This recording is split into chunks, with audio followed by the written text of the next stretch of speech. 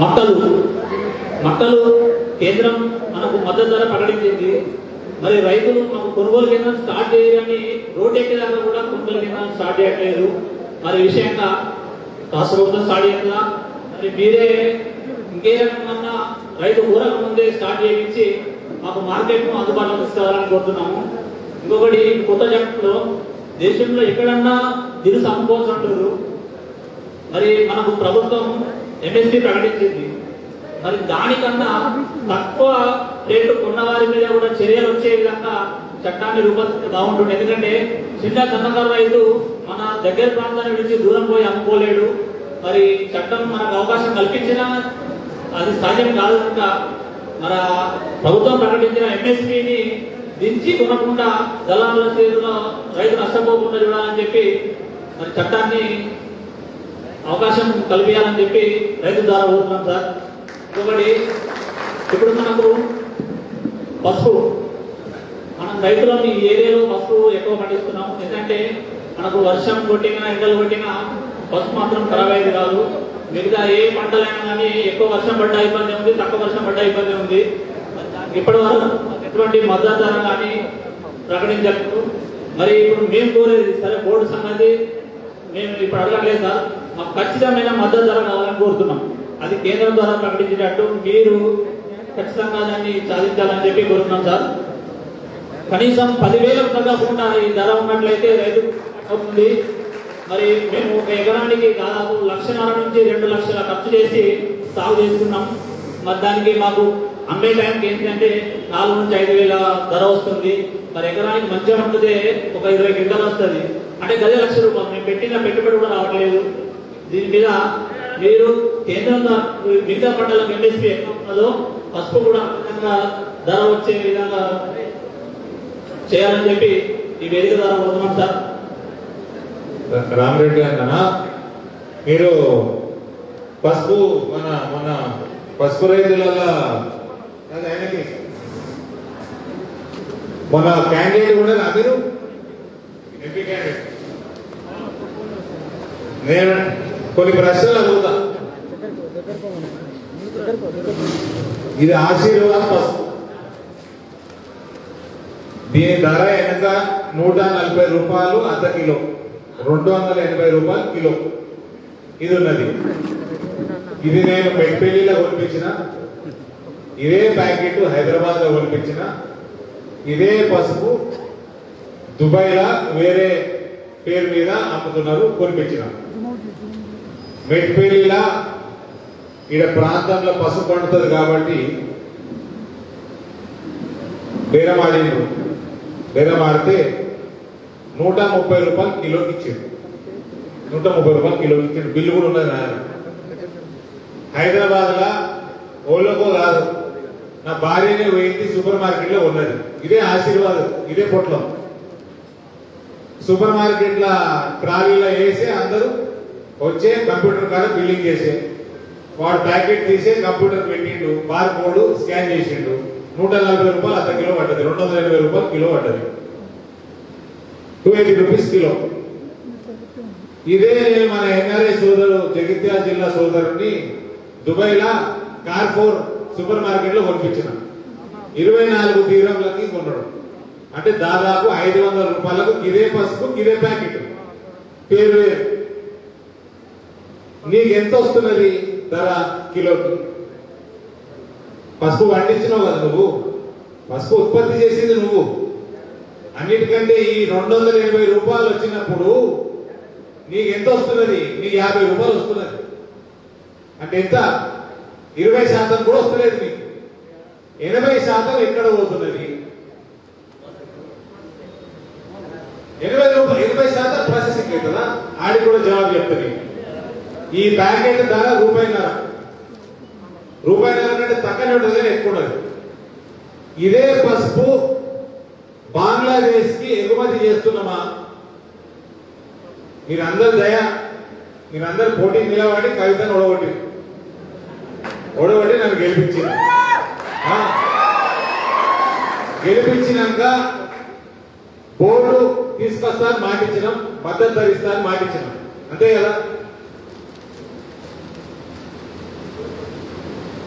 పసుపు దీనికి జవాబు నేను 1,00,000 సార్లు చెప్పిన. పసుపు ప్రాంతీయ పంట ఒప్పుకుంటారా? మక్క లెక్క వరి లెక్క జాతీయ పంట కాదు. జాతీయ పంటలకి ఎంఎస్పి విధానం ఉంటుంది, ప్రాంతీయ పంటలకి ఎంఐఎస్ విధానం ఉంటుంది. Market intervention scheme. Market intervention scheme లా ప్రాంతీయ పంట కాబట్టి ఈ ప్రాంతానికి సంబంధించిన ప్రభుత్వం ఆ ప్రాంత రైతులకి రేటు తక్కువ వస్తున్నది కాబట్టి కేంద్రాన్ని ఆదుకోవాలని ప్రపోజల్ పంపాలి. అంటే దాంట్లో ఏమి పెద్ద రాకెట్ సైన్స్ ఏం లేదు. మాకు పండిస్తున్నదికి 6,000 రూపాయలు అవుతున్నది, మాకు 9,000 రూపాయలు మీ నూతన వ్యవసాయ పద్ధతుల ప్రకారం 50% ఫార్మర్ కి బెనిఫిట్ రావాలా, ప్రాఫిట్ రావాలా అని మోదీ గారు పాలసీ తెచ్చారు. దాని ప్రకారం 9,000 రూపాయలు వస్తే బాగుంటుంది అని ఒక ప్రపోజల్ రాసి పంపితే ఆ 3,000 వ్యత్యాసంలో కేసీఆర్ గారు మీరు 40% 50% భరించండి, మేము 50% భరిస్తాము అని కేంద్రం ఆన్సర్ ఇస్తారు. ఆన్సర్ ఇచ్చినాక వాళ్ళు 1,500 ఇస్తారు, 1,200 ఇస్తారు. ఈయన మిగిలిన 1,500 ఈయన ఇచ్చుకొని రైతును ఆదుకోవాలి. ఇది ప్రాంతీయ పంటలకు ఉన్న వ్యవస్థ. ఈ దేశంలో నువ్వు నేను పెట్టిన వ్యవస్థ కాదు, ఇది స్వాతంత్రం కాలికీలు ఉన్న వ్యవస్థ. అదే విషయంలో వరి, మక్క ఇవన్నీ ఏమో జాతీయ పంటలు కోట్ల ఎకరాలలో సాగైతే దీనికి దేశం ఎంఎస్పి విధానం తీసుకొచ్చింది. ఎంఎస్పీలో ఏం చేయాలా? రాష్ట్రంలో ఉన్న వ్యవస్థ ప్రొక్యూర్మెంట్ చేసి బయట మార్కెట్ ద్వారానో ఇంకా వేరే సంస్థల ద్వారానో బయట అమ్ముకోవాలా, రైతుకి ఎంఎస్పి ధర ఇవ్వాలి. అవునా? నువ్వేమో ఎంఎస్పి పసుపుకి ఇవ్వమంటున్నావు. ఎంఎస్పి మక్కకు ఉన్నది, ఎంఎస్పి వరికి ఉన్నది. మక్కని కొనుగోలు చేస్తున్నా కేసీఆర్ అని అడుగుతున్నాడు. చేస్తలేదు కదా? మరి ఎంఎస్పి పెట్టి దానికి అర్థమైంది. నువ్వు కొనుగోలు నీకు రాష్ట్రాన్ని కొనుగోలు ఎందుకు చేయమంటారు? యంత్రాంగం రాష్ట్రం ఉంటుంది, అగ్రికల్చర్ డిపార్ట్మెంట్ రాష్ట్రం ఉంటుంది, కలెక్టర్లు ఉంటారు, ఎంఆర్ఓలు ఉంటారు, వీళ్ళందరూ ఒక పెద్ద వ్యవస్థ ఉంటుంది. కాబట్టి ప్రొక్యూర్మెంట్ చేసి ఇరానైనా బయట మార్కెట్ లో తక్కువ ధర వస్తే నువ్వింత నేనింత మనం ఆదుకుందాము రైతుని, మా భాగం మేము ఇస్తాం, నీ భాగం నువ్వు. ఈయన భాగం ఈయనకి ఇచ్చేది చేతనైతే లేదు, పైసలు లేవు, కాళేశ్వరాన్ని మొత్తం తలబెట్టిండు విన్నావా? కాబట్టి ఇవాళ ప్రొక్యూర్మెంట్ చేస్తలేడు. ఎంఎస్పి ప్రకటిస్తే పసుపుకి నువ్వు ప్రొక్యూర్మెంట్ చేయకపోతే లాభం ఏంది? ఎంఎస్పి ప్రకటించు. మక్కకి ఎంఎస్పి ఉన్నది, వరికి ఎంఎస్పి ఉన్నది. వరికి 5% 6% కోతలు కోసిన నువ్వే చెప్తున్నావు. కొయ్యొచ్చురా? కొయ్యరాదు.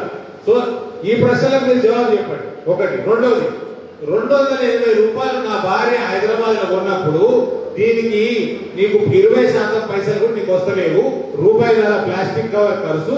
ఈడు నుంచి మీరందరూ కవిత నొడగొట్టినాక నన్ను గెలిపించినాక ఎగుమతులు మొదలైన నిజామాబాద్ కి డైరెక్ట్ పసుపు బంగ్లాదేశ్ ఎగుమతి అవుతుందా?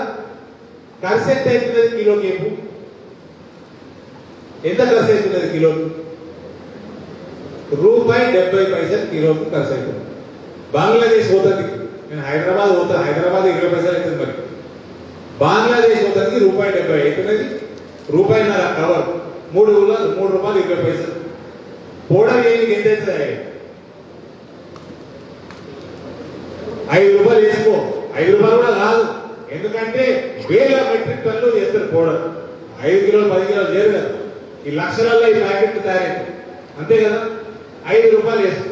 5 రూపాయలు 3 రూపాయలు 20 పైసలు. ఇక మిగిలింది ఏంటి? ట్యాక్సులు కదా, అంతే కదా?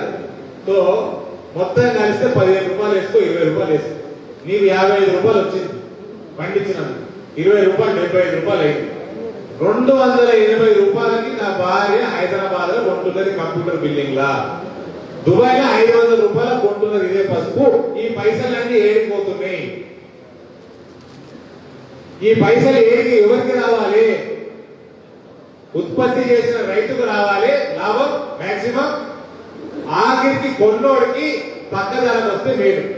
ఈడ కొన్నోడికి వస్తలేదు, పండించినోడికి వస్తలేదు. ఎవరు మింగుతున్నారు? దళారీలు మింగుతున్నారు. ఇవాళ నీ పసుపుకి నీకు బాగా మళ్ళా నీకు పాత రోజులు గుర్తుకు తెస్తే 15,000 రూపాయలకు అమ్ముకున్నారు. తులం బంగారం 15,000 ఉన్నప్పుడు నీ పసుపు 15,000 ఉండే. ఆ ధర రావాలంటే నూతన వ్యవసాయ చట్టం అమలు కావాలి. నువ్వు బోర్డు అడుగుతున్నావు, నేను బోర్డు ఇస్తా అన్నా. నేను మొత్తం పోయి నేను 6 నెలలు తిరిగి 50 మీటింగ్లు చేసుకున్నాక చెప్పిన బోర్డు ఒక్కటి వస్తే సరిపోదు, బోర్డు కథనంగా కొన్ని వ్యవస్థలు రావాలా. అది టైస్, అది ఎక్స్పోర్ట్ ప్రమోషన్ క్లస్టర్స్ వస్తే నీకు ధర వస్తుంది, పసుపుకి ఎగుమతి అవుతుంది. కరోనాల ఎగుమతి డిమాండ్ పోయిన సంవత్సరానికి ఈ సంవత్సరానికి 41% పెరిగింది. 41% ఒకటే సంవత్సరంలో పసుపు ఎగుమతి డిమాండ్ పెరిగింది. ఎందుకు? అందరికి ప్రపంచం మొత్తం అర్థమైంది, ఇంత పసుపు కూరలలో వేసుకుంటే, ఇంత పసుపు ఛాయలు వేసుకుంటే ఇమ్యూనిటీ పెరుగుతుంది. ఇలా కరోనాలు ఎందుకు చచ్చిపోతున్నారు అందరూ? ఊపిరితిత్తులల్లా ఇన్ఫ్లమేషన్ వస్తున్నది, ఉప్పుతున్నాయి. యాంటీ ఇన్ఫ్లమేషన్ పసుపు, యాంటీ క్యాన్సర్ పసుపు, ఇమ్యూనిటీ పెంచేది పసుపు, టీబీకి మందు పసుపు. ఇవన్నీ ప్రపంచ వ్యాప్తంగా అవగాహన వచ్చి ఎగుమతి డిమాండ్ పెరుగుతున్నది. ఎగుమతి డిమాండ్ పెరుగుతున్నది కానీ నీ ధర పెరుగుతున్నదా? పెరుగుతుంది. దీనికి ఏం కావాలా? బంగ్లాదేశ్ కి ఎవడైతే 1000 టన్నులు నిజామాబాద్కి తీసుకుపోతున్నాడో వాడిని పట్టుకొచ్చి ఇక్కడ కూర్చోబెట్టి ఇక్కడ packaging unit, processing unit, transportation వాళ్ళకి అప్పచెప్పి ఆన్ని రామరెడ్డి తోటి, రామరెడ్డికి ఎన్ని ఎకరాలు ఉన్నాయి? ఎన్ని ఎకరాలు ఉన్నాయి? 10 ఎకరాల పసుపు వేస్తే ఆ 10 ఎకరాల పసుపు టైఅప్ ఆడు బంగ్లాదేశ్ వాడు ఎవడైతే కొంటున్నాడో తెచ్చుకుంటున్నాడు, వెళ్ళి వాడిని తెచ్చి ఇక్కడ పెట్టించుకొని నీ 10 ఎకరాలతో టైఅప్ చేయాలి. చేస్తే ఇవాళ నీకు ఈ ధరల నీకు 20% కూడా వస్తలేదు.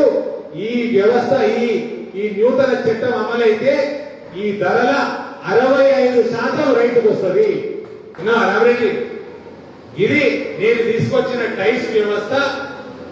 నేను జగిత్యాల నిజామాబాద్ జిల్లాలో వీటిని టర్మరిక్ ఎక్స్పోర్ట్ క్లస్టర్లుగా అందులో ఇంక్లూడ్ చేయించిన వ్యవస్థ. దీంతో ఏమైతుంది? బంగ్లాదేశ్ ఇక్కడికి వచ్చినప్పుడు రామరెడ్డి అసలు 500 మంది జమై 2000 ఎకరాలు దాంతో టైఅప్ అయి వీళ్ళు ఎఫ్పిఓగా ఏర్పడితే కేంద్రం 5 కోట్ల లోన్ ఇయ్యడానికి తయారున్నది, 35% సబ్సిడీ ఇయ్యడానికి తయారున్నది. వ్యవసాయ డిపార్ట్మెంట్ ఎప్పటి నుంచి ఉన్నది ఈ రాష్ట్రంలో? అగ్రికల్చర్ డిపార్ట్మెంట్ ఎప్పటి నుంచి ఉన్నది? నువ్వు పుట్టం కంటే ముందు, నేను పుట్టం కంటే ముందు స్వాతంత్రం వచ్చిన కాడికి ఉన్నది.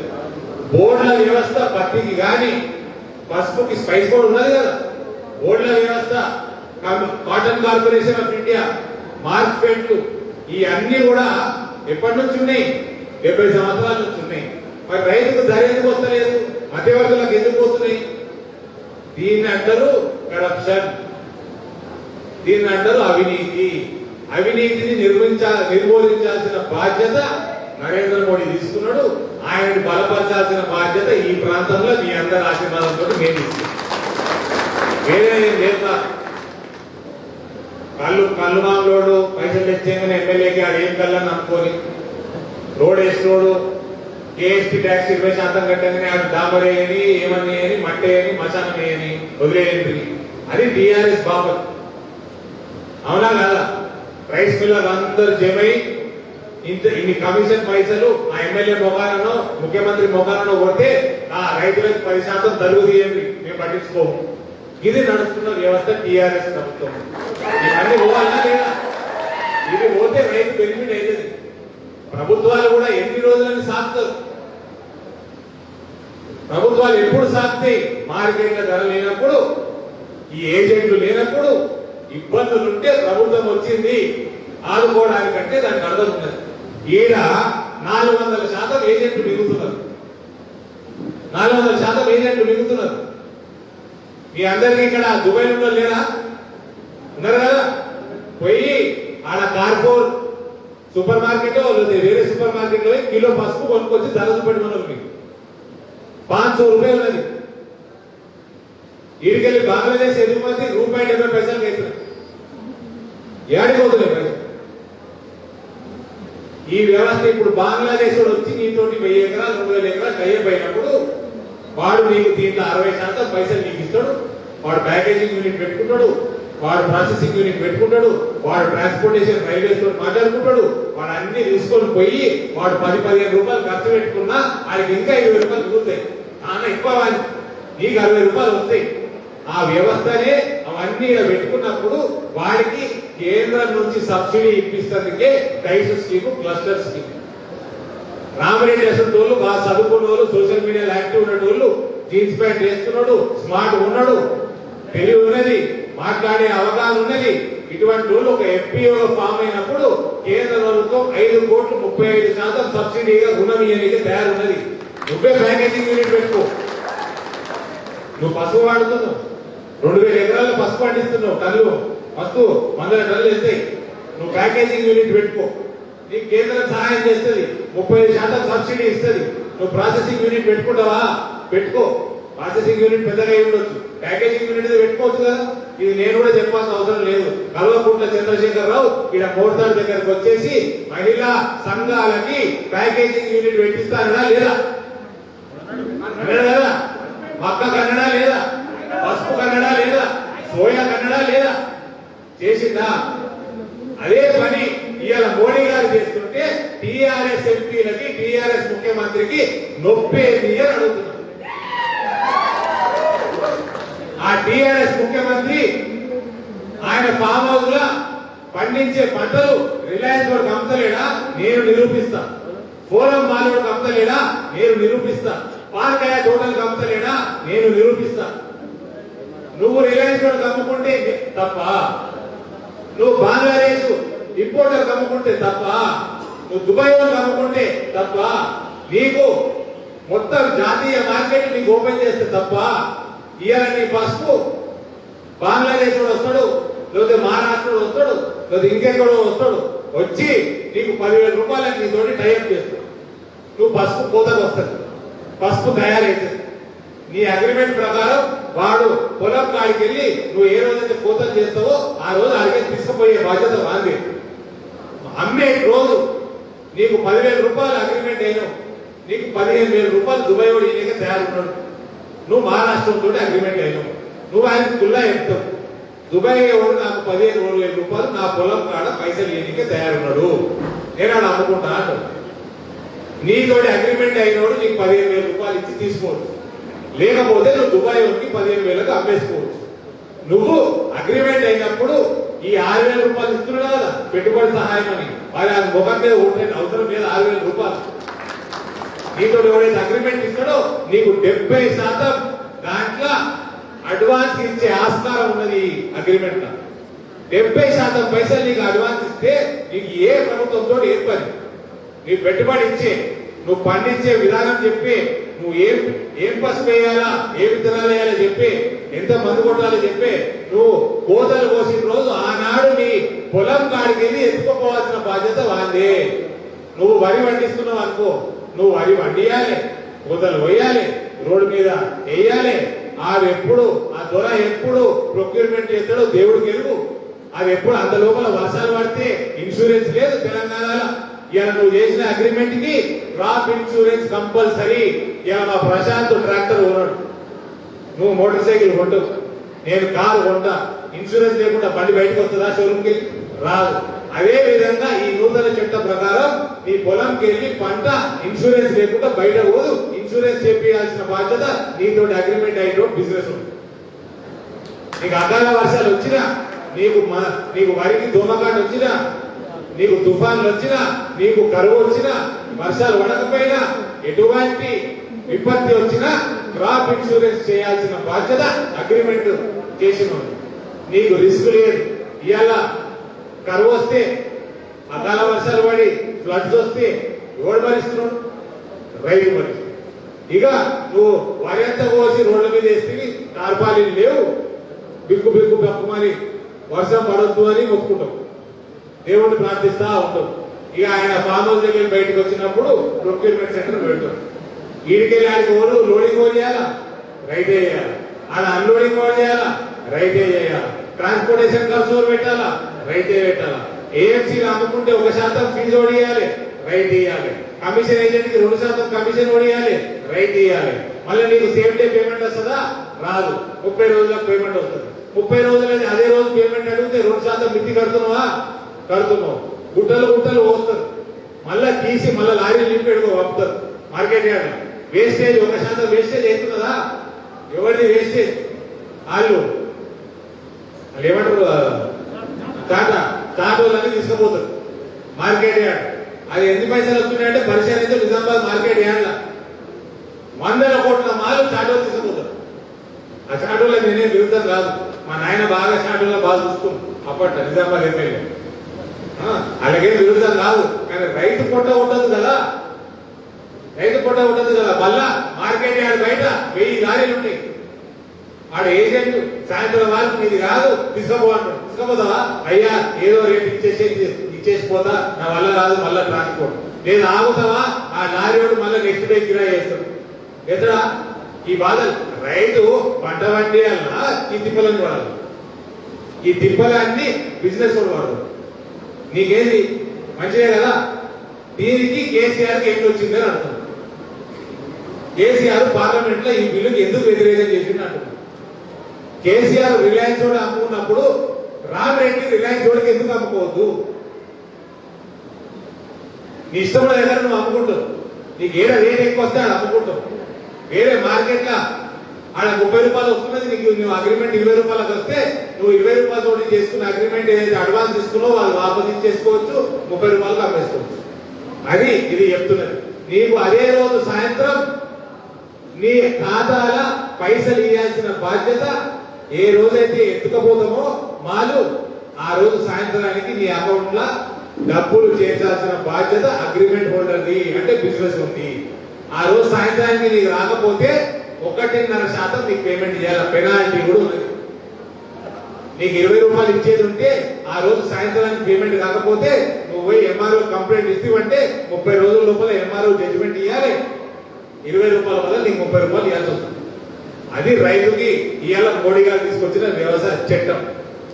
దీంట్లో ఎక్కడ ఇబ్బంది టీఆర్ఎస్ వాళ్ళకి కలిగింది చెప్పండి, చెప్పు ఎక్కడ కలిగింది ఇబ్బంది? ఏఎంసీ అదేంటి ఆ మార్కెట్ యార్డు 1% తీసిపోతుంది, ఈ రైస్ మిల్లర్ అన్నది నడది, ఈ ఏజెంట్ల వ్యవస్థ వీక్తది. ఆ అకాలీదాలు ఎందుకు రాజీనామా చేసిండ్రు? ఆడ మండీ వ్యవస్థ, ఈ ఏజెంట్ల వ్యవస్థ బ్రహ్మాండంగా నడిచి ఆడ 1000 కోట్ల రూపాయలు మండీలకు వచ్చి అందులోకి 5,000 కోట్ల రూపాయలు వస్తుందట ప్రతి సంవత్సరం వాళ్ళ ఇంటికి. గరీబ్ వ్యవస్థ అవి ఆగుతాయి. ఇవాళ 280 రూపాయలు కిలో పసుపుల 60% అంటే దాదాపు ఎంత? 150-160 రూపాయలు అంటే 15,000-16,000 రేటు మీకు పసుపుకి రావాలి. మీకు రైతు ఈ వ్యవస్థ ఈ నూతన వ్యవసాయ బిల్లు ద్వారా వస్తుంది. ఇవన్నీ తిప్పలు మీరు పడతలేరు అయ్యారా? పడుతులు కదా. నేను ఏమన్నా తప్పు చెప్పినా? అయ్యా ఏమైనా తప్పు చెప్పినా? లేదు కదా. ఇవన్నీ మీరు పడాల్సిన బాధ్యత, మీరు పంట పండించాల్సిన బాధ్యత మీద. చెప్పండి ఏం రామరెడ్డి గది అదే చెప్తున్నా. ఇవాళ బోర్డు అదనంగా టైల్స్, అదనంగా క్లస్టర్స్ తీసుకురావడానికి ఇటువంటి బిల్లు ముందు వస్తున్నది. కాబట్టి నా ప్రభుత్వం, మన ప్రభుత్వం, మోదీ గారి ప్రభుత్వం పసుపు రైతులకి మేలు జరగాలంటే ఈ స్కీమ్లు మనకు వస్తే ఈ బోర్డు మనకి రాదు అని మనకి ఇవ్వడం జరిగింది. ఆ రోజు నాకు చెప్పలే ఈ బిల్లు తెస్తున్నామని. నేను ఒక ఎంపీని, నేను అగ్రికల్చర్ వ్యవసాయ మంత్రిని కాదు, నేను నరేంద్ర మోడీని కాదు, నేను ఉంటే ఎంపీని. చెప్పేది చెప్పిండ్రు, పంపించేసింది నన్ను ఇవ్వాల్సింది. రానున్న కాలంలో ఇది వస్తున్నదిరా, ఇది వస్తే అప్పుడు రైతులకు బెనిఫిట్. వాడు బంగ్లాదేశ్ వస్తే మేము వాళ్ళకి లోన్లు ఇస్తాము, మీ నిజామాబాద్లోనే రాయకల్లోనే ప్యాకేజింగ్ ప్రాసెసింగ్ యూనిట్లు అయితే మక్కకు కానీ పసుపు కానీ వరికి కానీ మేము లోన్లు ఇస్తాము. రైతులందరూ కూడా ఎఫ్పిఓ ద్వారా వస్తే వాళ్ళకు కూడా ప్యాకేజింగ్ కి ఏమైనా చిన్న యూనిట్ పెట్టుకుంటానికి లోన్లు ఇస్తాము. ఈ బిల్లులు ఇట్లా వస్తున్నాయి, పాలసీలు మారుస్తున్నాం కాబట్టి పాత వ్యవస్థలు తీసేస్తున్నాము, నూతన వ్యవస్థలు వస్తున్నాయని ఆయన చెప్పి మనకి ఆ రోజు పీయూష్ గోయల్ గారు అనౌన్స్ చేశారు. దీనికి ఈ గులాబీ కుక్కలు మస్తు అవుతాయి. ఆ లొరుతే ఒకటి పట్టించుకున్నట్టు లేనిడా. ఇది వ్యవసాయ చట్టం వచ్చింది, దీన్ని ఇంప్లిమెంట్ చేస్తాం. దీన్ని ఇంప్లిమెంట్ చేసినాక నువ్వు రామరెడ్డి అడగవచ్చు, నేను నా జాగా ఇలా అమ్ముకుంటున్నా, వాడు కాశ్మీర్ వాడు నాకు 30 రూపాయలు ఇస్తా అన్నాడు, ఇక్కడ 20 రూపాయలు ఇస్తా అన్నాడు, కాశ్మీర్ వాడికి 30 ఇస్తా అంటాడు. వాడు 30 రూపాయలు నేను ఆడిపోయి ఇవ్వాలన్నా నీ పొలం కాడికి వెళ్ళి కశ్మీర్ రోడ్ తీసుకుపోవాలా? ఏదైతే డిస్ప్లే అయితే ఉంటుందో స్టాక్ ఎక్స్చేంజ్ లా రేట్లు డిస్ప్లే అయితే కదా షేర్లు ఆ రకంగా నువ్వు ఏం పసుపు పండిస్తున్నావు, ఏం గ్రేడు, ఏం క్వాలిటీ, ఏం విత్తనము, నీ పెస్టిసైడ్ ఏం వాడినావు, అన్ని డేటా ఉంటుందా? ఆ దానికి నీ పొలం మీద ఎంత పలుకు రేటు పలుకుతారో వాడు కశ్మీర్ రోడ్డు నీ పొలం కాడికి ఎత్తుకపోతానికి రేటు పలుకుతావు. మళ్ళా ఈ చట్టం ఏమంటున్నది? తెలంగాణ దాటాలి, మహారాష్ట్ర దాటాలి, ఉత్తరప్రదేశ్ దాటాలి, ఢిల్లీ దాటాలి, హర్యానా, హిమాచల్ దాటాక కశ్మీర్ వస్తే ఇన్ని రాష్ట్రాలు ఉన్నాయి కదా అంటారు. ఏ రాష్ట్రం కూడా వ్యవసాయ ఉత్పత్తి మీద నయా పైసా ట్యాక్స్ పెట్టడానికి వీల్లేదు. ఏ మార్కెట్ యార్డ్ కూడా రూపాయి సెస్ అంటే అక్కడ సర్వీస్ ట్యాక్స్ లెక్క సర్వీస్ వచ్చినందుకు ట్యాక్సులు అదనంగా ట్యాక్సులు పెట్టడానికి వీల్లేదు. మార్కెట్ యార్డ్ తీయమని ఈ చట్టం ఎక్కడ కూడా చెప్పలేదు. ఎంఎస్పీ ఉన్నదని ఈ చట్టం ఎక్కడ కూడా చెప్పలేదు. ఎంఎస్పీ ఉంటదని వీళ్ళు ఆపోజిషన్ గడబడి చేస్తుంటే మోడీ గారు ఆయన స్వంతంగా క్లారిఫై చేసిండు. నెక్స్ట్ ఇయర్ కి ఎంఎస్పీ పెంచి ఎంత ఉంటుందో కూడా రిలీజ్ చేసిండు. అవునా కదా? ఇవన్నీ చేయంగా నువ్వు ప్రొక్యూర్మెంట్ చేయాలని ఆయన అంటే ప్రొక్యూర్మెంట్ కూడా చేస్తలేడు రాష్ట్ర ప్రభుత్వం. దానికి ఏమంటారు చెప్పండి. ఇది నూతన వ్యవసాయ చట్టం. ఏనాడు పంట కోస్తాడో ఆనాడు పంట పొలంకి వెళ్ళి తీసుకుపోవాల్సిన బాధ్యత బిజినెస్ ఉంది. అదే రోజు రాత్రికి సాయంత్రానికి డబ్బులు రైతు అకౌంట్ లో పడాల్సిన బాధ్యత కూడా బిజినెస్ ఉంది. ఇన్సూరెన్స్ చేయించాల్సింది బిజినెస్ బాధ్యత కంపల్సరీ. రైతు వ్యవసాయం తప్ప వేరే ఎటువంటి తిప్పలు పడాల్సిన పని లేని బిల్లు. ఇంతమంది బిల్లు తీసుకొస్తే కేసీఆర్ ఈ కాంగ్రెస్ ఇక్కడ జగిత్యాలకు వస్తే కొత్త గొప్ప కాంగ్రెస్ మా జీవన్ రెడ్డి అంటే ఉన్నాడు కదా పెద్ద మనిషి నైన్వల్ నాకు ఆయన అంటే గౌరవమే. అది కాంగ్రెస్ ఉంది. నారాయణ కాంగ్రెస్ మేనిఫెస్టో ఈ కాంగ్రెస్ వాళ్ళు ఎంత సిగ్గు లేకుండా తయారైనంటే మీడియా మిత్రులకి ఇది 2019 జనరల్ ఎలక్షన్ కాంగ్రెస్ పార్టీ జాతీయ మేనిఫెస్టో. రైతు అమ్ముకోవడానికి ఫ్రీడమ్ కల్పిస్తాము, ఎక్కడైనా అమ్ముకోవచ్చు, తమ గ్రామంలో మార్కెట్ యార్డ్ ఏర్పాటు చేసుకొని ఎక్కడైనా అమ్ముకోవచ్చు అని కాంగ్రెస్ ఓడి ప్రణాళిక, ఎన్నికల ప్రణాళిక, జాతీయ ఎన్నికల ప్రణాళిక ఈ కాపీ మీకు ఇస్తున్నాను. ఆయన ప్రణాళిక మస్తున్నది. ఈ 3-4 పాయింట్లు ఇంపార్టెంట్. అదే బిల్లు ఇంకా బెనిఫిట్స్ యాడ్ చేసి ఇంకా దాన్ని బ్రహ్మాండంగా చేసి మోడీ గారు తెస్తే మాత్రం రాహుల్ గాంధీ పాదయాత్ర చేస్తారు. పాదయాత్ర చేసుకుంటే అడ్డం పడితే మళ్ళీ దానికోలు జీవితంలో ఆల్రెడీ పడిపోయిన వాడు ఇంకెంత పడతారా? ఆల్రెడీ పడిపోయినోడు ఇంకెంత పడతాడు? నైతిక విలువలు లేకుండా కింద పడిపోయినోడు ఇంకెంత పడతాడు? అవునా? గది జీవన్ రెడ్డి గారు మీ పార్టీ మేనిఫెస్టో ఇది, మా పార్టీ కాదు. మీడియా మిత్రులకు ఇచ్చేది ఇది కాంగ్రెస్ పార్టీ. మళ్ళా ఎల్ఆర్ఎస్ అప్పుడు తమ్ముడు ఈ వ్యవసాయ చట్టం తీసుకొస్తే ఆడ పార్లమెంట్ లో టిఆర్ఎస్ మన కేసీఆర్ మాట్లాడమన్నాడు, ఏకపక్షంగా చేసిండట. మరి ఎల్ఆర్ఎస్ కేసీఆర్ బామ్మర్తో మాట్లాడి చేసిండా? ఆయన బిడ్డతో మాట్లాడి చేసిండా? ఓళ్ళతో మాట్లాడి చేసిండు. ఎల్ఆర్ఎస్ విధానం కొత్త చట్టం బీఆర్ఓ ఉద్యోగం పీకేసిండా? పీకేసిండు కదా. ఒళ్ళనడిగి పీకేసిండు. మన నూతన జిల్లా అధ్యక్షులు మోరేపల్లి సత్యనారాయణ అన్న మొన్న ధర్నా చేసిండు చట్టానికి విరుద్ధం, ఎల్ఆర్ఎస్ చట్టానికి విరుద్ధం. నేను అంటలేను, సత్యాన్ని అన్నాడు. రాత్రి కాగానే ఫామ్ హౌస్ ఇంత ఓసి జీవోలు తిప్పుతాడు. చట్టాలు రాత్రి 11 గంటలకు రాత్రి కేసీఆర్ ఫామ్ హౌస్ తయారైపోయారు. మరి ఆడ ఎవరితోటి సలహాలు సంప్రదింపులు చేసి చట్టాలు తీసుకున్నాడు? మోడీ గారన్నా కేసీఆర్ తో సరే మోడీ గారు సంప్రదించి చేస్తారని. కేసీఆర్ సంప్రదిస్తే దొరకాలి కదా. కేసీఆర్ దొరుకుతాడు ఎవరు కదా? దొరకడు. ఇలా రిజిస్ట్రేషన్ ఆగిపోయినాయి. ఎవడు కొంటదికి లేదు, అమ్ముతానికి లేదు. రేపు రిజిస్ట్రేషన్ దసరా అయినంత ఓపెన్ అయితే అట. అది అయితే మళ్ళా ఎవడన్నా అమ్మాల ప్లాట్ కొనుక్కోవాలన్నా అమ్ముకోవాలన్నా పాత తరాలి తాతల కాడికి వచ్చినాయి కూడా లక్షల రూపాయలు ఫీజులు కట్టాలి. ఏడుకలు కడతాం చెప్పండి. ఆలోచన లేదు, ప్రజల మీద చిత్తశుద్ధి లేదు. రైతులకు ఏదైనా మేలు జరుగుతుందంటే మేలు జరగవద్దు. సోయా వేసుకోమన్నాడు కదా, మక్క అద్దన్నాడు కదా, పసుపు అద్దన్నాడు కదా, సోయా వేసుకోమన్నాడు కదా. ఆయనకు సంబంధించిన వ్యవసాయ డిపార్ట్మెంటే గింజలు ఇచ్చింది కదా. గింజలు మొలకలు ఎత్తినాయా? గింజలు మొలకలు ఎత్తినాయా? ఆర్మూరు పాల్గొండాలి అయితే 5,000 ఎకరాలలో మొలకలు ఎత్తలే. మరి ఎటువాల రైతు నష్టపరిహారం ఓడియాలి. సరే మొలకలు ఎత్తినాయి అనుకో, సోయా పండింది అనుకో. ఇవాళ సోయాకి ఎంఎస్పీ ఉన్నది కదా, కేంద్రం ఇస్తున్నది కదా, బ్రహ్మాండం 3,650 ఇతను ఇస్తున్నది, 3,850.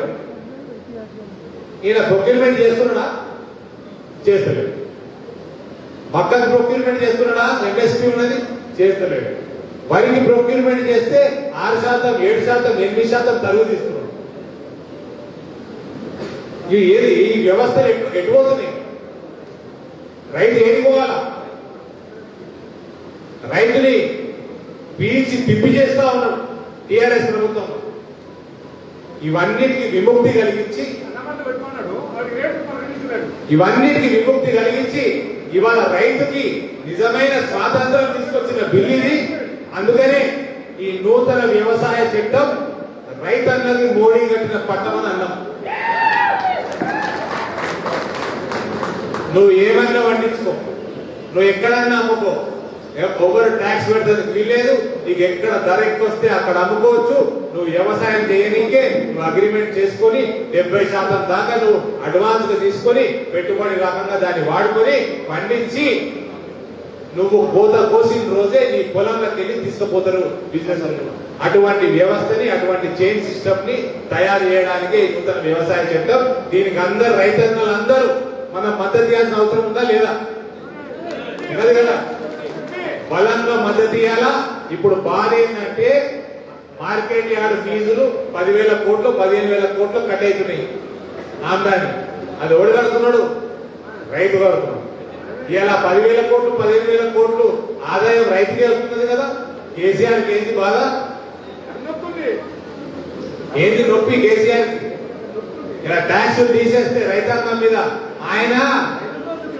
ఆయన పంట పండించుకుంటా 5 స్టార్లకు అమ్ముకుంటా ఎకరానికి 40 లక్షలకి వెళ్ళి 1,20,00,000 వరకు ఆయన ఆదాయం చూపిస్తున్నాడు. ఇన్కమ్ ట్యాక్స్ ఆదాయం చూపిస్తున్నాడు. ఇన్కమ్ ట్యాక్స్ కి వ్యవసాయ ఉత్పత్తి మీద ఇన్కమ్ ట్యాక్స్ లేదు, ఆయన ట్యాక్స్ కూడా కడతలేదు. మరి రైతు మార్కెట్ యార్డ్లో పోయి అమ్ముకుంటే ట్యాక్స్ ఎందుకు కట్టాలండి? ట్యాక్స్ ఎందుకు కట్టాలి? తీసేయాల్సిందే కదా. మరి కేసీఆర్ అయితే ఇన్కమ్ ట్యాక్స్ కడతలేడు.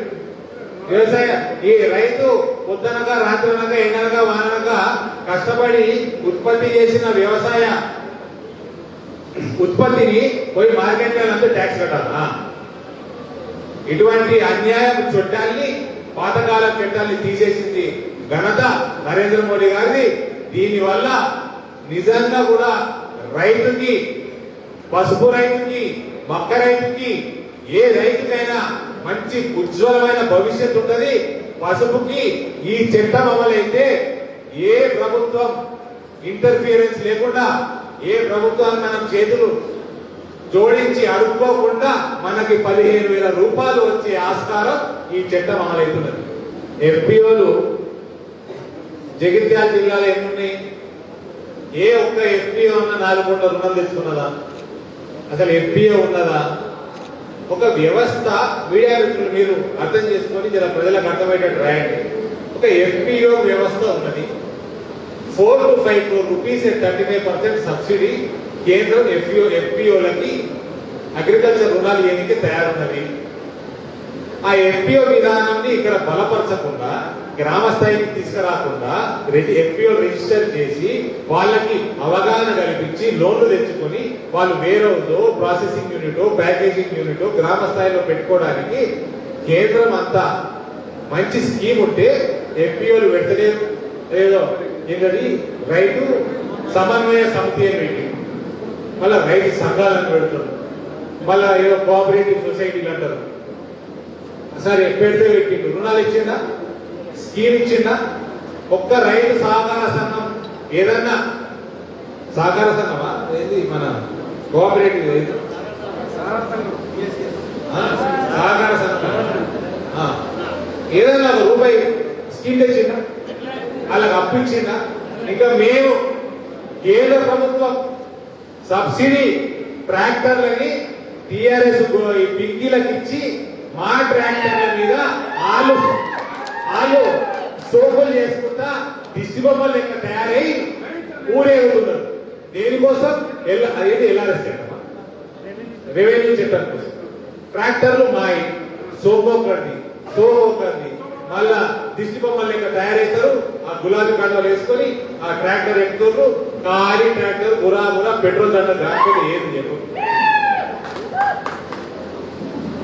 చెప్పండి.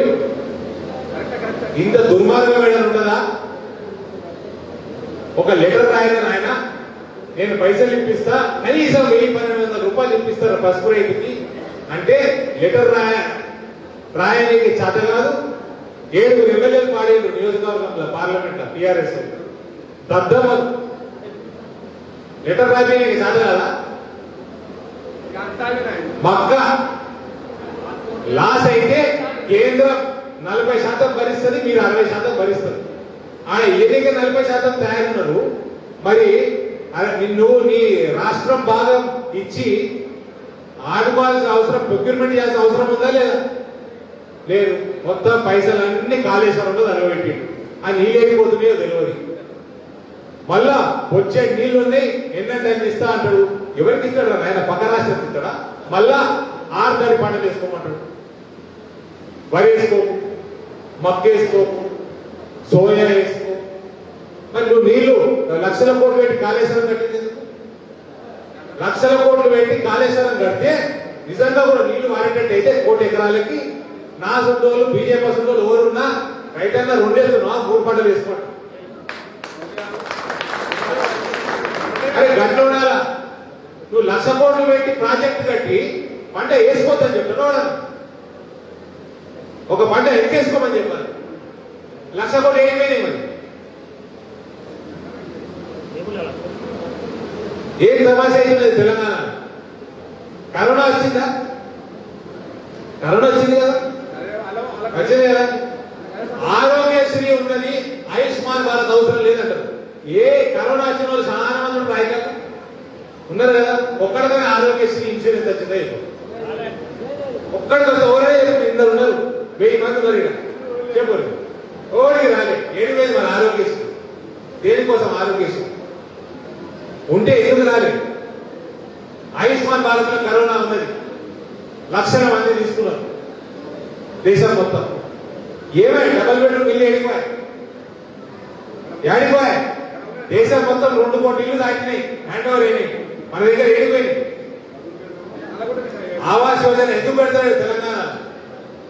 మొత్తం బడ్జెట్ మొత్తం 2,90,000 కోట్ల రూపాయలు, 3 లక్షల కోట్ల రూపాయలు అప్పు చేసిండు. రాష్ట్రాన్ని నాశనం చేసిండు, రైతాంగాన్ని నాశనం చేస్తున్నాడు, మొత్తం వ్యవస్థని కుప్ప ఊలుస్తున్నాడు. విద్యా వ్యవస్థలో ఒక్క యూనివర్సిటీలో వీసీ లేడు, ఒక్క జిల్లాకి డిఈఓ లేడు, హాస్పిటల్ పోతే ఆక్సిజన్ లేదు, పంట తీసుకపోతే దానికి ధర లేదు, అది కొనుగోలు చేసేందుకు కేంద్రం లేదు. రైతు రుణం 1,00,000 రూపాయలు మాఫీ చేస్తా అన్నాడు. తమ్ముడు వచ్చి చెప్తున్నాడు రుణాల కింద ముక్కు పెట్టి వడ్డీ వసూలు చేస్తున్నాడు.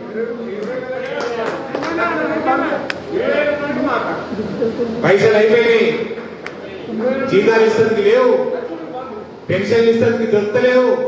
అందుకనే ఎల్ఆర్ఎస్ స్కీమ్, దానికోసం ఎల్ఆర్ఎస్ స్కీమ్. ఇది నడుస్తుంది తెలంగాణలో. దయచేసి మనం ఎక్కువ డైవర్ట్ కాకుండా ఈ నూతన వ్యవసాయ చట్టాన్ని మనము అమలు చేసుకోవాలా. అతి త్వరలో మనకు ఏదైతుందో మన పంటని ఒక చైన్ సిస్టమ్ ద్వారా ప్రాసెసింగ్, ప్యాకేజింగ్, ట్రాన్స్పోర్టేషన్, మార్కెటింగ్ ఇవన్నీ కూడా ఈ ఇన్ఫ్రాస్ట్రక్చర్ డెవలప్ చేసుకుంటే అప్పుడు రైతు నిజంగా బాగుపడతాడు. అమ్ముకునే స్వేచ్ఛ ఉండాలా, పంట ఏది పండించుకునే స్వేచ్ఛ ఉండాలా, ఇవన్నీ కూడా ఈ నూతన వ్యవసాయ చట్టం ద్వారా అమలు కాబోతున్నాయి. దానికోసమే నేను ఇవాళ మరీ చెప్తున్నాను, ఈ నూతన వ్యవసాయ చట్టం రైతన్నకి మోడీ కట్టిన పట్టం. తెలియజేసుకుంటూ ఇంత అందరి పేర్లు కూడా తీసుకోకపోతే నేను రామరెడ్డి జోష్ మాట్లాడు మొదలు పెట్టేసింది. కాబట్టి ఇంత బ్రహ్మాండమైన మీటింగ్ ఆర్గనైజ్ చేసినందుకు మన నూతన జిల్లా అధ్యక్షులు మోరపల్లి సత్యనారాయణ గారికి ధన్యవాదాలు తెలియజేస్తూ ఈ కార్యక్రమానికి హాజరైన నా భారతీయ జనతా పార్టీ సోదరులందరికీ, నాయకులందరికీ, రాయకల్ మండల్ నాయకులందరికీ, నా సోదరులందరికీ, కార్యక్రమానికి విచ్చేసిన ప్రతి ఒక్క రైతన్నకి నేను మనస్ఫూర్తిగా చేతులు జోడించి నమస్కారాలు తెలియజేసుకుంటూ సెలవు తీసుకుంటాను.